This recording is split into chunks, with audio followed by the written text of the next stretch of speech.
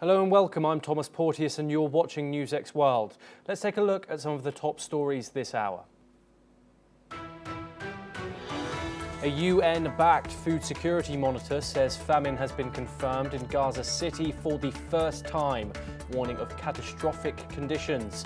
The integrated food security phase classification has raised the area to phase 5, its highest level, and says the crisis could spread to Deir al-balah and Younis by the end of September. Defense Minister Israel Katz says Gaza City will be destroyed unless Hamas disarms and releases all hostages as the cabinet approves a massive assault plan. Hamas has backed a Qatari-Egyptian proposal for a 60-day ceasefire, but Prime Minister Benjamin Netanyahu rejects it, insisting on terms acceptable to Israel. Ukraine's military says it hit the Younis oil pumping station on Russia's Druzhba pipeline, a crucial route for Europe-bound supplies, forcing deliveries to Hungary to stop. It comes amid escalating strikes on energy infrastructure, with Kyiv targeting Russian refineries to cut war revenues, disrupt exports and fuel shortages inside Russia.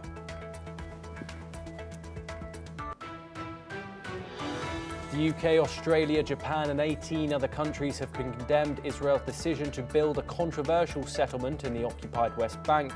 In a joint statement, they called the move a violation of international law and warned it makes a future two-state solution impossible. At least 3 security personnel were killed and 19 wounded in Sulaymaniyah during the arrest of opposition figure Lahul Sheikh Jangi, a member of the powerful Talabani family in Iraq. Authorities say those killed included members of Special Operations Anti-Terror Units and Commando Forces after heavy clashes broke out.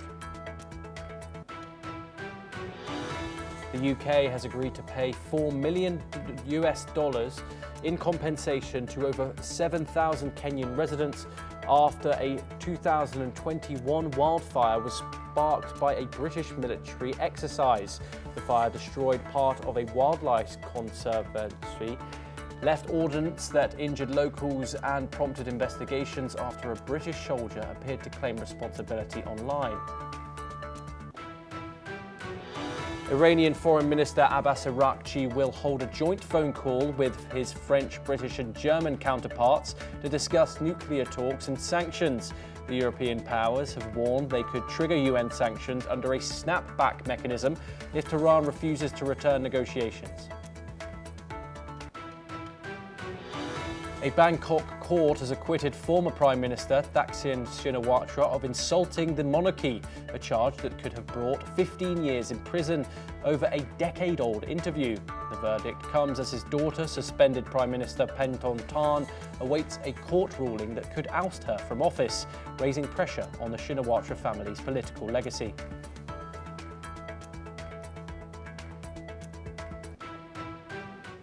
Now we start in West Asia, where the United Nations has officially declared a famine in Gaza, the first ever in the Middle East. A UN-backed food security body says conditions in Gaza City and surrounding areas have reached phase 5 famine, sparked by starvation, destitution and death. Over 500,000 people are already in catastrophic conditions, and the crisis is expected to worsen by late September, spreading south to Deir al-balah and Younis.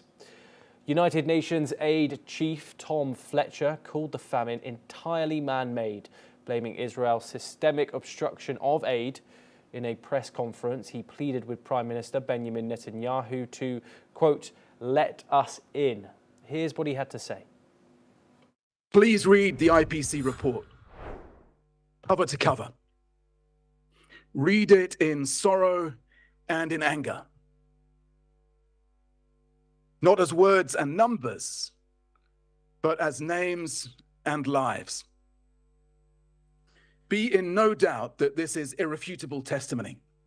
It is a predictable and a preventable famine. A famine caused by cruelty, justified by revenge, enabled by indifference, and sustained by complicity. It is a famine that must spur the world to more urgent action, that must shame the world to do better. It is a famine that therefore also asks, and what now will you do? My ask, my plea, my demand to Prime Minister Netanyahu and anyone who can reach him: enough. Ceasefire. Open the crossings, north and south, all of them. Let us get food and other supplies in, unimpeded, and at the massive scale required.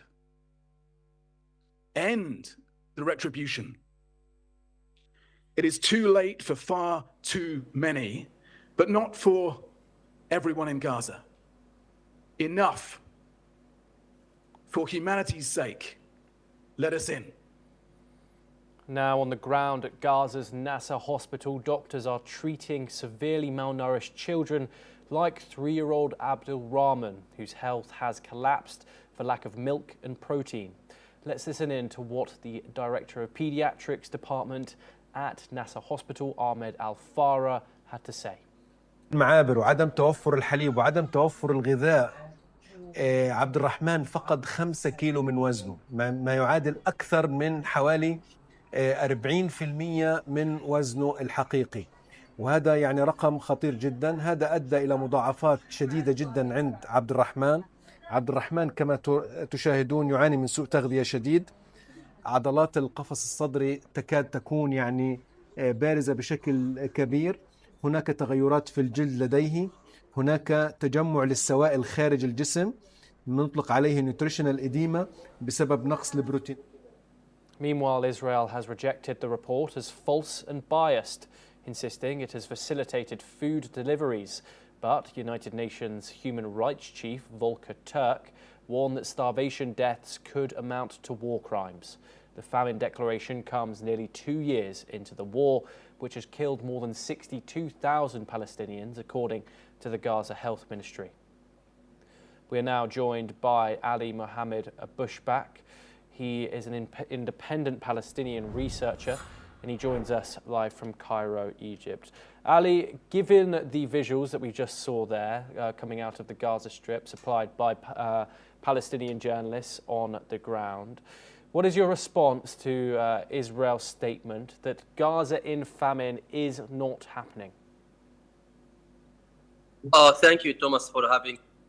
The situation is completely terrible, and it's since past when Israel resumed the war and used the food as a weapon in this war. The human rights organization, they are urged the international community to interfere to allow to Israel to into the humanitarian aid and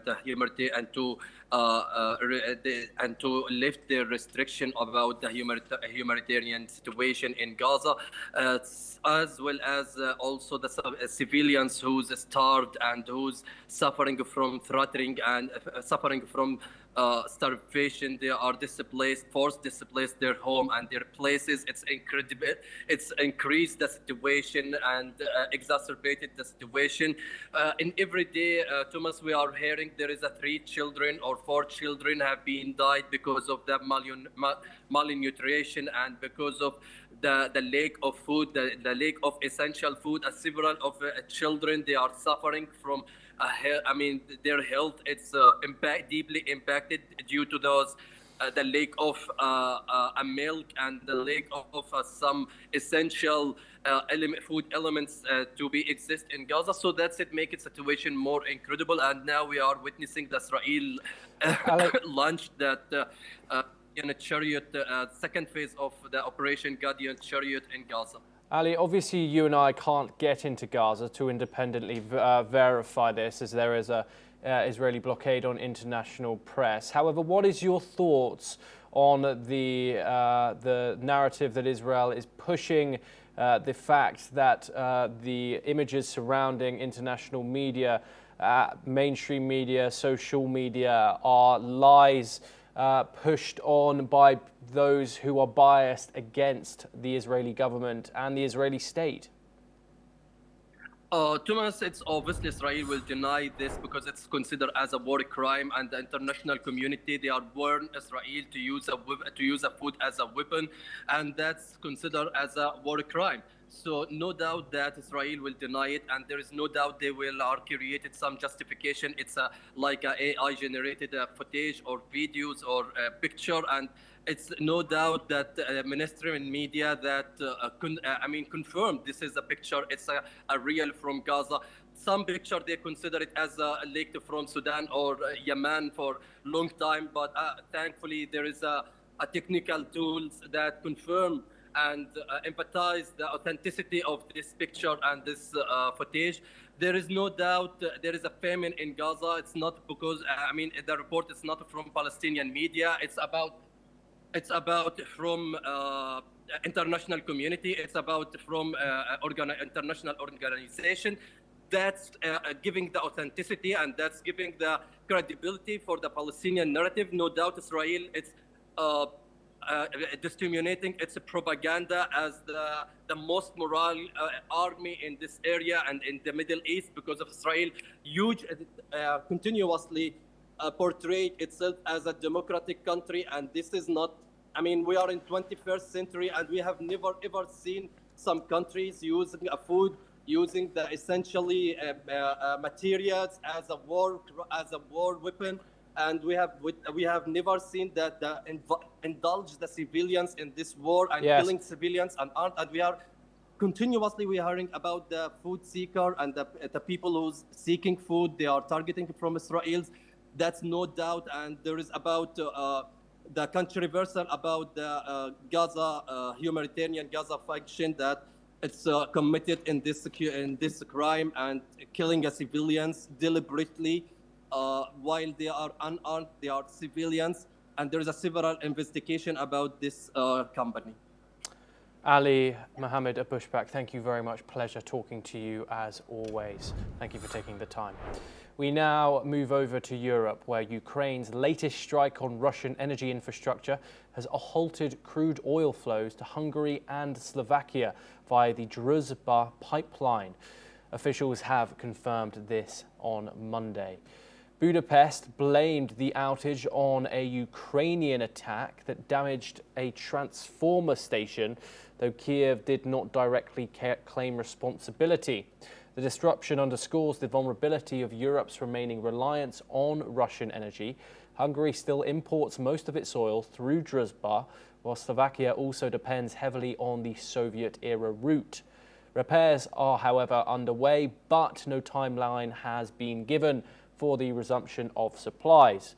Globally, the impact is limited, with Western sanctions curbing Russian oil sales to Europe.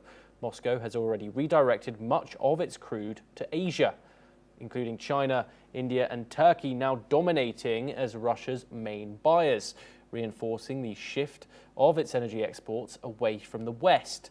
Ukraine has also hit its oil flows. We're now joined by Major General Dr. Rajan Kochhar. He's a senior strategic and defense expert. Thank you very much for joining us, Major General Kochhar, here on NewsX World. What is the significance here? We have seen previously in the war a ceasefire on energy infrastructure that lasted around 30 days with violations, accusations from both sides. Where does the importance hold in this energy infrastructure, and why do both sides continue to target it? Druzhba pipeline is one of the world's longest. It was built in 1960s to feed Soviet oil into Eastern and Central Europe. And after the 2022 war, most of the European Union slashed Russian oil imports. But unfortunately, you will have to look at things from a different perspective with regard to Hungary and Slovakia, who have remained dependent on this oil. Almost 70 to 80% of their crude oil requirements is being supplied and still supplied by Russia. because there is no other alternative for them to get this crude oil, because there are no pipelines right now existing. Even from Norway also, if you want to make up this shortfall, it is not possible. So the likely implications of this 22 August strike is going to be uh, there is likely to be an energy security crisis in Hungary and Slovakia because of the supply crunch. And if it is for a short time, because what is happening is that on 18th of August, this pipeline was struck by the Ukrainian drones. On the 20th August, this pipeline was repaired. And then again on 22nd August, this pipeline has been struck again. So on a larger strategic perspective, this is going to bring in inter-European Union tensions. See, on one side, the European Union is getting together along with the United States to impose sanctions on Russia. And on the other side, these two countries, Hungary and Slovakia, are still dependent on Russian oil. So the strategic message is that Ukraine is targeting the Russian export infrastructure, but by hitting Druzhba, it is pressurizing the EU members. So I think this is going to create a situation, and I think the ongoing ceasefire talks, there may be a point put forth by Russia that for Hungary and Slovakia, there may be different kind of security guarantees being actually given by Russia. And because unless within the European Union, all of them are on the same wicket, I don't think they'll be able to stand united against Russia. And that is our concern right now. Major General, thank you very much for your insight. You are staying with us to discuss more Russia-Ukraine conflict updates. The conflict is characterized by the drone deployment at an unprecedented level. The proliferation of cheap but deadly drones deployed by Russian and Ukrainian forces has irreversibly changed how the war is being waged, including how frontline medics retrieve the wounded from the battlefield. Presence of killer drones over the front lines is forcing military medics to find new ways to move wounded soldiers to field hospitals for treatment, including by robots. Rescuing wounded soldiers with the help of robots is also filled with risks, as there are mines scattered all over the front lines. And at times, robots hit these mines and kill the wounded soldiers. Some Ukrainian military medics have shared their experiences from the front lines. Let's listen in to what they have to say. Це коли ми чуємо по радійки, що щось відбувається з пораненим, а ми на відстані. І надати допомогу ми не можемо, тому що ми ось тут, а він десь там.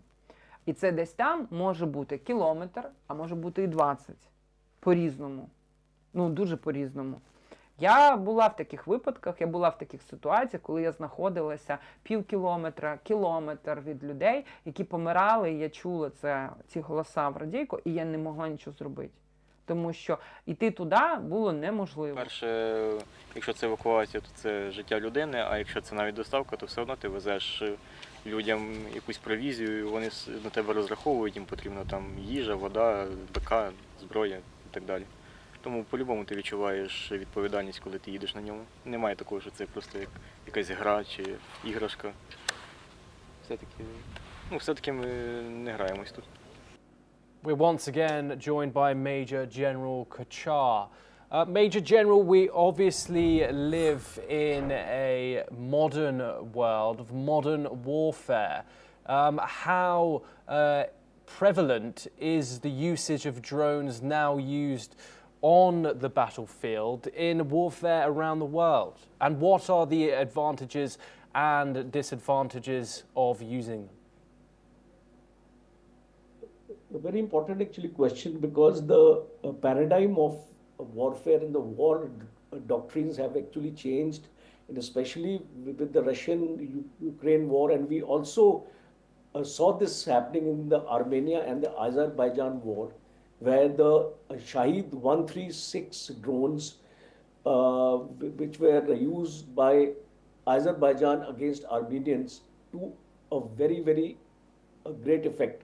The T-72 tanks of the Armenian army were sitting ducks for these drones and were practically eliminated. And this was one of the reasons we saw Armenia losing the war. Nagorno-Karabakh is that area which Armenia was trying to defend, and it has lost that area just because of the use of drones by Azerbaijan. In the Ukraine war also, the use of first-person view drones, FPV drones as we call them, has had a devastating effect, not only on the combat zone, also in the rear zone, because what happens is once you start using your drones, there is no demarcation of the front and the rear, because the drones can strike at will at your logistic columns, drones can strike at your medical evacuation, and drones can strike at your mechanized formations. So this shift in the transformation or the doctrine of warfare, we have seen more use of drones and less use of air power. Because earlier in a conventional war, what we used to see was the predominance of air power and a favorable air use situation. But today, this has got transformed by the use of drones, and a new technique is being used known as the swarm drones. You fly around 50 to 100 drones and you saturate the environment, and no air defense system can address so many number of drones. So you tend to saturate the air defense system of the enemy. At the same time, you are able to target by using your munitions and your explosives, and many of these drones are armed. So as a result of which they are able to inflict very heavy casualties onto the enemy. And we also saw this in the Indo-Pak Operation Sindoor also, where Pakistan also used drones and India also used drones. So I presume, and I can come to a conclusion, that in future warfare, drones are going to play a very important role, because they telescope the battlefield. The battlefield has no boundaries now. You can strike the rear and the front with the equal amount of ease, and you have all kinds of drones available. You have the heavy drones, you have the medium drones, you have the small drones. So each one can be used for the role you want them to perform. Yes, thank you very much for giving us that insight, Major General Kochhar, and thank you very much for taking out the time to talk to us. We move over to South Asia now, where the Indian Supreme Court has modified its earlier order of the August the 11th regarding the management of stray dogs in Delhi and the National Capital Region. It has directed that the animals will be released back into the same area after sterilisation and immunisation. The court clarified that stray dogs infected with rabies or showing aggressive behaviour will not be released back and will be kept separately. The court ordered that no public feeding of dogs will be allowed, and dedicated feeding spaces for stray dogs are to be created. It ordered the Municipal Corporation of Delhi to create feeding areas in municipal wards. The court noted that animal lovers can move applications before the Corporation of Delhi or adoption of dogs. Let's listen into how people have reacted. People are here, they've taken leave from office, they've left their homes. We were here to support whatever has been happening over the last 10 days. And of course, we were expecting an order, and everyone was praying since last night and chanting. And I think these prayers have been heard, but more importantly, the voice has been heard. And the moment the order came, that, you know, with different clauses, but mostly in support of whatever we are saying, whatever the larger community is saying. So that's what the celebration was about. I think we won today. So if the stay order is legitimate, then I hope that we need to celebrate. And if it is so true, I'm going to celebrate on the way with all the dogs that I meet. We're now joined by Farhat Ul-Ain, who's a senior advocacy officer for PETA India. Thank you very much for joining us. Could you give us a little bit of an insight to this journey? Obviously, when this order came out from the Supreme Court, there was outrage across the NCR region. Is this new modification a win for Farhat? Thank you for having me on, Mr. Porteous. It is truly a win. This is a win for all the animals that have been villainized, so to say. All the people that have been marching on for days, people who have spoken up for these animals. It is truly a win. The fight is not over yet. There is so much more to do.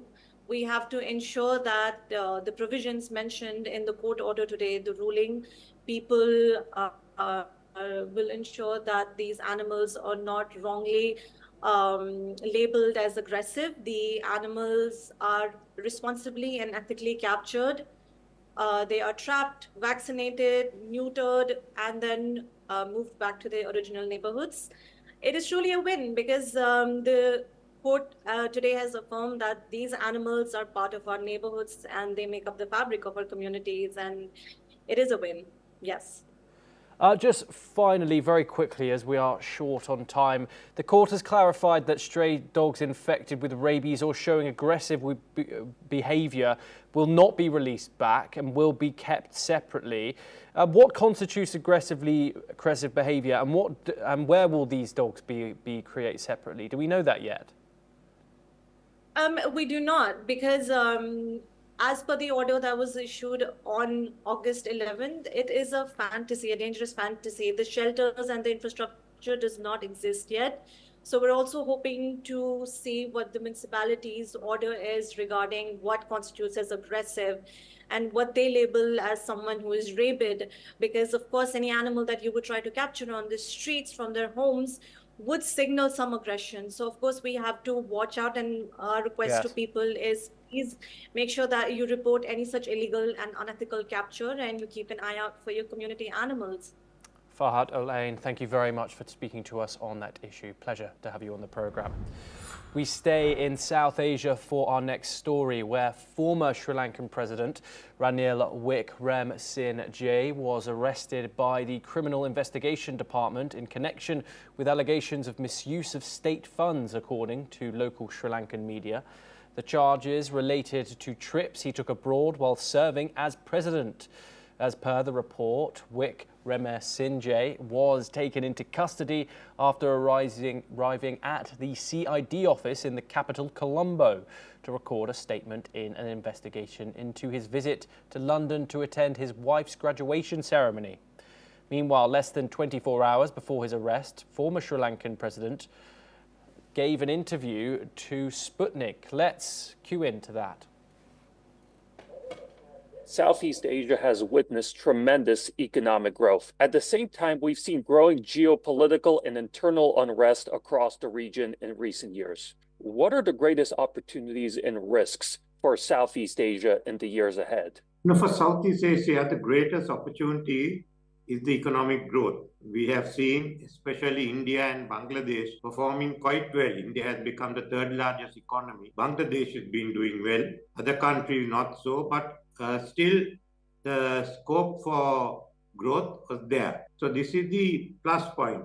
Secondly, we are sort of becoming one of the important regions in the world, a sub-region situated in the middle of the Indian Ocean. Our strategic position had improved. What are your risks? What are the risks?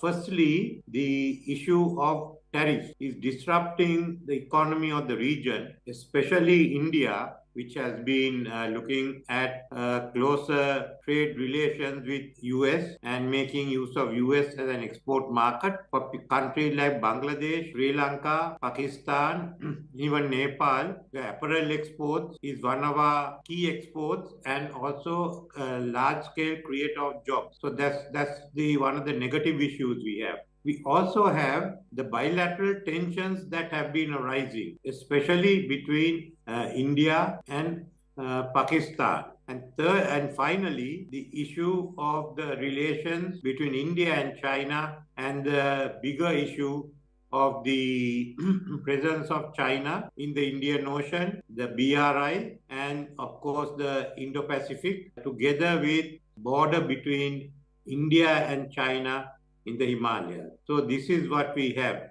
But overall, I am hopeful about South Asia. Well, that is all that we have time for. We will continue to bring you more news updates from around the world. Thank you.